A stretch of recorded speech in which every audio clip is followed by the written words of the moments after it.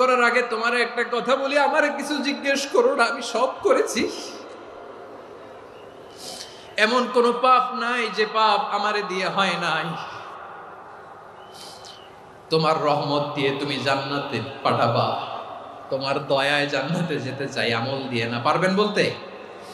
কিয়ামতের দিন আমরা বলবো, আল্লাহ আমার আমল দিয়ে জান্নাত চাই না, আমি তোমার দয়া দিয়ে জান্নাত চাই।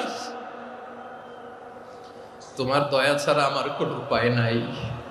লিল্লাহি তাকবীর।